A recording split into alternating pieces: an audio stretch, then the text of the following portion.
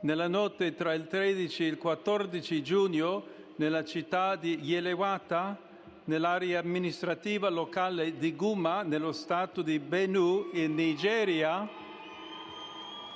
si è verificato